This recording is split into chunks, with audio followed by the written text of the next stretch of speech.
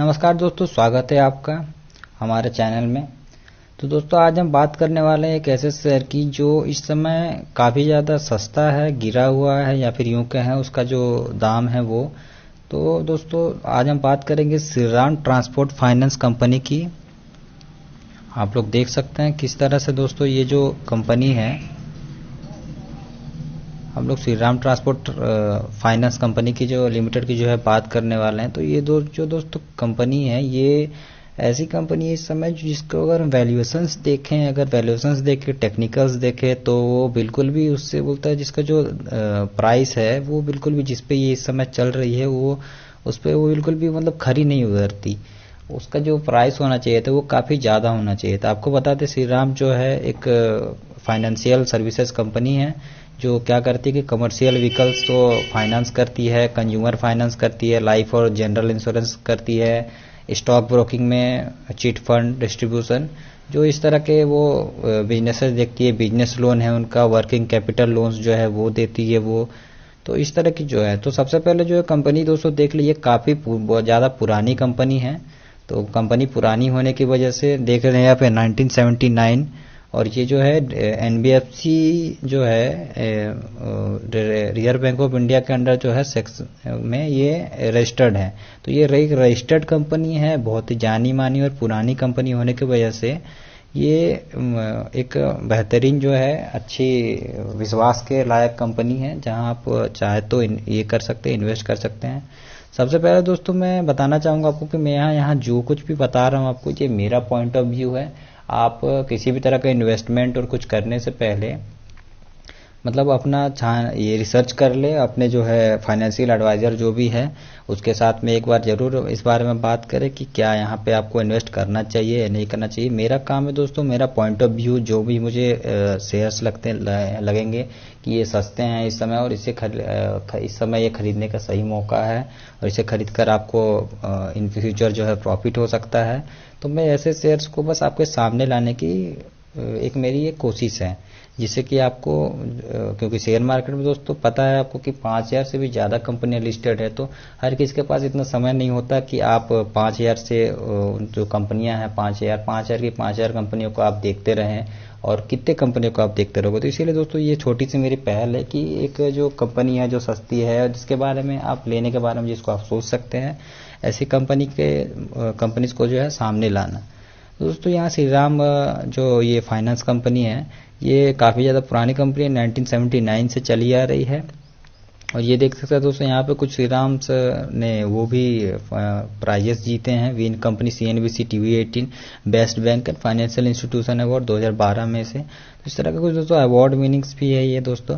अब दोस्तों इसकी एक खास बात ये मैं आपको बता दूं, ये खास बात ये है इसकी श्रीराम और ट्रांसपोर्ट फाइनेंस की, जो ये जो है सेकंड हैंड कमर्शियल व्हीकल्स, मतलब कि अगर आपको ट्रक खरीदना है, मान लीजिए कोई सेकंड हैंड ट्रक खरीदना है, तो जनरल कंपनी या बैंकों से आपको या फिर पर्सनल लोन इस तरह के लोन्स लेने पड़ेंगे। लेकिन ये जो है दोस्तों फाइनेंस करती है सेकंड हैंड कमर्शियल व्हीकल्स को भी। आप अगर लेना चाहें सेकंड हैंड कमर्शियल व्हीकल तो यहाँ से जो है वो उससे भी फाइनेंस कर देते हैं। तो इस तरह से दोस्तों ये अगर हम देखें तो इसकी एक वेबसाइट थी जहाँ प्रॉपर आप देख सकते हैं यहाँ वेबसाइट पर इनकी विजिट करके कि कौन कौन से ये क्या क्या कुछ आपको ये कर रहे हैं। तो ये दोस्तों देखने के बाद में अब आगे बढ़ते हैं हम, और हम देखेंगे अब जो है इनका ये सेक्शन देखते हैं कि किस तरह के इसके टेक्निकल्स हैं और आगे इसी के ऊपर हम लोग बात करेंगे। तो दोस्तों ये आ गए हम टिकट टैब की वेबसाइट पे। आप देख सकते हैं टिकट टैब एक वेबसाइट है दोस्तों जो शेयर मार्केट से रिलेटेड आपको किसी भी शेयर के बारे में कोई जानकारी चाहिए या कुछ चाहिए तो ये बहुत इजीली जो है आपको सब कुछ बता देता है। काफ़ी अच्छा वेबसाइट है, मैं पर्सनली इसको यूज करता हूँ, मैं चाहूँगा आप भी एक बार इसको जो है यूज करो। तो दोस्तों इसके बाद अगर हम देखें तो हम पाएंगे कि यहाँ श्रीराम ट्रांसपोर्ट कंपनी फाइनेंस को मैंने यहाँ पे खोल लिया है। आप देख सकते हैं खुला हुआ फाइनेंस से दोस्तों रिलेटेड एक कंपनी है जो कि ये फाइनेंस के फील्ड में काम करती है, एक NBFC कंपनी है। इस समय दोस्तों इसका जो है चल रहा है प्राइस, वो चल रहा है 658 रुपये 70 पैसे। पे ये बंद हुआ था। तो इसी तरह दोस्तों अगर हम इसका 1 साल का पूरा देख ले, अगर क्या इसका हाई और लो है, तो 1 साल का जो हाई है दोस्तों आप अगर यहाँ देखेंगे और लो देखेंगे तो इसका जो लो गया था वो गया था 428 1 साल का, और जो हाई था वो 1331 का हाई था। इस समय दोस्तों अगर ये जो है 658 पे, इस समय दोस्तों ये जो है ये 658 पे ये कर रहा है, ट्रेड कर रहा है। तो अगर 1331 का इसका हाई था तो लगभग आधा गिर चुका है ये। और जो अगर रिटर्न देखे 1 साल के, तो किसी ने अगर 1 साल पहले, ठीक आज से 1 साल पहले इसे खरीदा होगा तो वो -33% का उसे रिटर्न मिल रहा होगा, मतलब नेगेटिव में उसके जो है रिटर्न्स होंगे। दोस्तों इस तरह से हम देखें अपने हाई से काफ़ी ज़्यादा नीचे इस समय ट्रेड कर रहा है और लो से थोड़ा सा ही ज़्यादा। ये सब दोस्तों सीधे सीधे मतलब जो कोरोना का ये सब आया था इसकी वजह से ये गिर गया, और गिरने के बाद सीधे सीधे इसके भी बिजनेस पर, जिस तरह से बाकी सभी कंपनियों के बिजनेस पर असर पड़ा था, तो इसके बिजनेस पर भी असर पड़ा। अब हम दोस्तों बात करेंगे इसकी इंट्रिंसिक वैल्यू इन्वेस्टमेंट चेकलिस्ट देख लेते हैं। ये इन्वेस्टमेंट चेकलिस्ट भी टिकट टैब की तरफ से आपको अवेलेबल करवाया जाता है। तो यहाँ आप अगर देखें इंट्रिंसिक वैल्यू की इसकी, तो इंट्रिंसिक वैल्यू में दोस्तों ये देखिए ये ग्रीन लाइट जल रहा है, आप यहाँ देख रहे होंगे। तो ये ग्रीन लाइट का मतलब होता है कि ये सेफ है इस तरह से। तो इंट्रिंसिक वैल्यू जो है current price is less than the intrinsic value, इसका मतलब जो इंट्रिंसिक वैल्यू जो भी फेयर वैल्यू इसकी ये उस जो है लेस देन मतलब नीचे ही ट्रेड कर रहा है। उसी तरह से रिटर्न्स देख ले दोस्तों, उसको रिटर्न्स के बारे में क्या कहा जा रहा है, तो रिटर्न्स के बारे में इसका कहा जा रहा है रिटर्न्स वर्सेस एवरी रेट जो है stock has been generating better returns on equity than bank FD. तो रिटर्न्स के भी मामले में दोस्तों ये काफ़ी अच्छा ये कर रही है, ट्रेड कर रही है, काफ़ी अच्छा मतलब देती है। अब यहाँ पे दोस्तों उसके बाद हमारे जो पॉइंट्स निकल के आ रहे हैं वो निकल के क्या आ रहे हैं, वो आ रहे हैं डिविडेंड रिटर्न्स। दोस्तों कंपनी एनबीएफसी कंपनी है, क्योंकि इसे पैसों की काफ़ी ज़्यादा ज़रूरत रहती है, तो दोस्तों डिविडेंड जो ज़्यादातर ऐसी कंपनियाँ देती है जिनके पास पैसा सरप्लस होता है। लेकिन क्योंकि एक एनबीएफसी कंपनी है तो इसका पैसा मतलब इधर उधर काम होता रहता है, कर्जा देना इसका काम है, तो ये डिविडेंड बिल्कुल नहीं के बराबर दी। तो ये डिविडेंड में जो आपको रेड लाइट दिख रही है, ये डिविडेंड में जो रेड लाइट दिख रही है ये दोस्तों, इससे घबराने की जरूरत बिल्कुल भी नहीं है दोस्तों। वो इसलिए नहीं है क्योंकि एनबीएफसी कंपनी जनरली जो है डिविडेंड या फिर नहीं के बराबर देती है या फिर वो देती ही नहीं है। तो बड़ी कंपनियां पे दोस्तों अगर आप देख ले, बजाज फाइनेंस ले लीजिए, चोलामंडलम ले लीजिए, जो कि इसके पीयर कंपटीटर है, जिसके बारे में आगे हम देखेंगे, बात करेंगे। तो और एंट्री पॉइंट के बारे में दोस्तों, एंट्री पॉइंट दोस्तों यहाँ बहुत ही शानदार, वहाँ पे ग्रीन लाइट जल रही है, और ग्रीन लाइट जलने का मतलब तो आप समझ ही गए होंगे, इसका मतलब good time to consider as stock is not in overbought zone. इसका मतलब है कि एंट्री पॉइंट के लिए भी इसे बहुत बेहतरीन बताया जा रहा है। और साथ ही यहाँ दोस्तों देखेंगे, यहाँ उसके बाद अगला पॉइंट हमारा निकल कर आ रहा है नो रेड फ्लैग, मतलब किसी भी तरह का रेड फ्लैग का मतलब दोस्तों यहाँ खतरे की घंटी, तो किसी भी तरह की खतरे की घंटी नहीं है यहाँ पे। इसे ग्रीन जो है वो दे दिया गया है, ग्रीन लाइट का मतलब सीधा सीधा है कि किसी तरह का कोई रेड फ्लैग्स नहीं है। ये इसका जो है डिफॉल्ट करने की जो प्रोबेबिलिटी है वो बहुत ही ज़्यादा लो है। इसी तरह से दोस्तों अब आगे बढ़ेंगे हम, आगे अगला हमारा क्या है, तो अगला हमारा यहाँ देखते हैं हमारे पास है,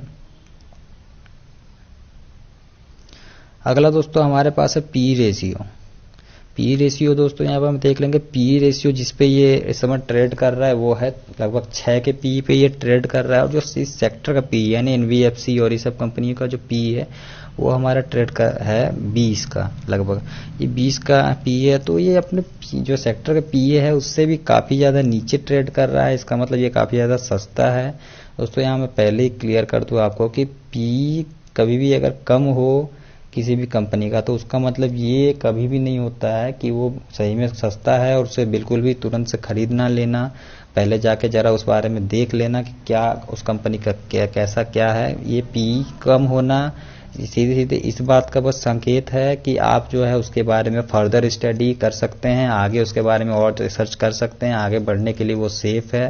तो इस तरह दोस्तों पी अगर यहाँ हम देख ले तो पी के मामले में ये सस्ता निकल के आ रहा है हमारा। तो हम आगे बढ़ते हैं, यहाँ पीवी रेशियो भी देखें दोस्तों, पीवी रेशियो में भी ये सेक्टर पीवी से कम पीवी पे ही ट्रेड कर रहा है।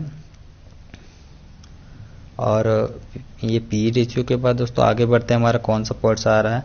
अब यहाँ पे दोस्तों ये फोरकास्ट जो है ये निकल के आ रहा है हमारे पास। तो ये फोरकास्ट जो है दोस्तों, ये फोरकास्ट जो सर्विस है, ये सर्विस टिकट टैब पे एक बहुत ही शानदार आपको फोरकास्ट की जो है ये एक सर्विस यहाँ पे मिल जाती है। यहाँ आप जो है एनालिस्ट जो है, ये एनालिस्ट आपको किसी भी स्टॉक को ये बताते हैं कि वो खरीदने के लिए स्टॉक जो है कितना परसेंट मतलब सेफ है या कितना परसेंट उसको खरीदने के लिए वो सही है इस समय।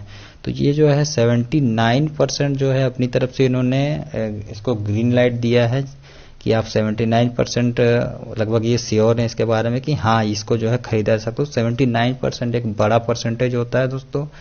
चलो आगे देख लेते हैं दोस्तों हम फिर कंपनी के प्रोफाइल। दोस्तों Shriram transport finance company limited, ये जो है एक asset finance non banking finance company है। Company is engaged in providing finance for commercial vehicle and other loans.